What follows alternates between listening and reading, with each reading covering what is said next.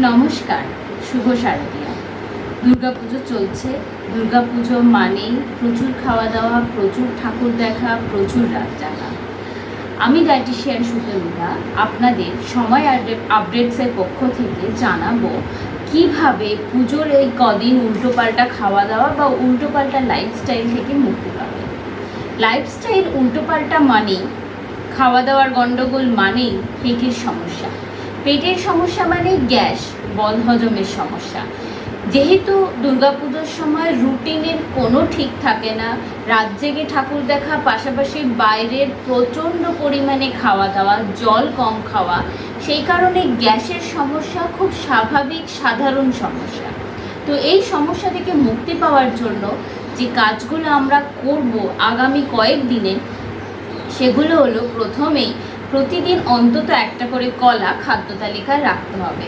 কলাতে যেহেতু প্রচুর পরিমাণে ফাইবার রয়েছে, তাই এই ফাইবারটা আমাদের স্টমাকটাকে হেলদি রাখে। ফাইবার বেশি থাকার জন্য আমাদের পেটে যে যাবতীয় নোংরা ময়লা আছে সেটা ইজিলি বেরিয়ে যায়, পেটের স্বাস্থ্য ভালো থাকে। সেকেন্ড হলো ডাবের জল।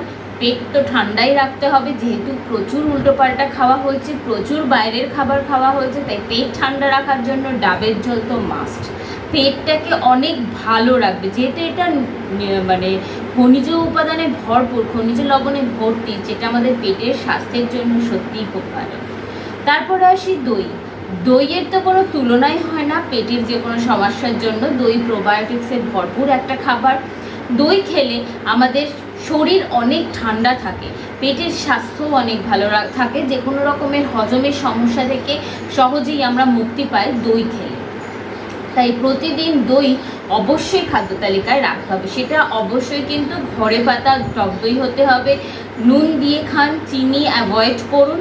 আর একটা যেটা লাস্ট পয়েন্ট, সেটা হচ্ছে রসুন খাওয়ার চেষ্টা করুন। কাঁচা রসুন যদি খেতে না পারেন তাহলে সেদ্ধ করা রসুন খান, কিন্তু রসুনটা খাদ্য তালিকায় রাখুন।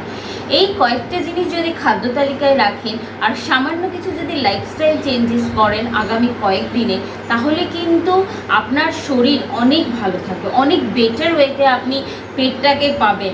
পেটের যে এই কদিন যা উল্টোপাল্টা খাওয়া দাওয়া হচ্ছে, আর রাত জাগলে তো এমনিতেই একটা বদহজমের সমস্যার সৃষ্টি হয়, সেই সমস্যাগুলো থেকে সহজেই মুক্তি পাবে। যে লাইফস্টাইলগুলো আপনি ফলো করবেন সেটা হচ্ছে, এখন পর্যাপ্ত পরিমাণে ঘুমোতে হবে। এতদিন যে ঘুমটা কমপ্লিট হয়নি, প্রচুর জল খেতে হবে। জলটা কিন্তু এই কদিন আমরা একেবারে ভুলেই যাই, আর ঠাকুর দেখতে গিয়ে যে এত ঘাম হয়, সেই ঘামের অতটা পরিমাণে জল কিন্তু খাওয়া হয়ে ওঠে না। তাই এই কদিন প্রচুর পরিমাণে জল খান, পেটকে বিশ্রাম দিন। এতদিন যে প্রচুর ভাজা খাবার খেয়েছেন, আর ভাজা খাবার খাবেন না প্লিজ। এবার একটু হেলদি খাবার খান, একটু চেষ্টা করুন সেদ্ধ খাবার খেতে। প্রোটিন যেটা গুরুপাক খাবার, সেটা চেষ্টা করুন একটু কম খেতে। চিকেন, মাটন এই সময় তো প্রচুর খাওয়া হয় পুজোর কটা দিন, তাই পুজোর পরে চেষ্টা করুন অ্যানিমাল প্রোটিনটা যতটা সম্ভব কম খাওয়া যায় খেতে। ভাজাভুজি তো একদমই চলবে না, টোটালি বন্ধ করে দিন।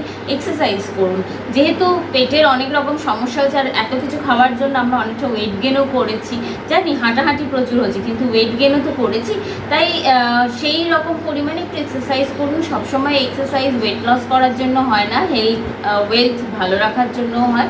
সেগুলো ফলো করুন, এই ছোটো ছোটো জিনিসগুলো ফলো করুন। পুজোর সময়ের অনিয়মের কারণে বদহজম, পেট ফাঁপার সমস্যা সব কিছু দূর হয়ে যাবে। আপনি অনেক ভালো থাকবেন, সুস্থ থাকবেন। আর আমাদের ভিডিওগুলো যদি ভালো লাগে তাহলে অবশ্যই লাইক, শেয়ার ও সাবস্ক্রাইব করবেন। নমস্কার।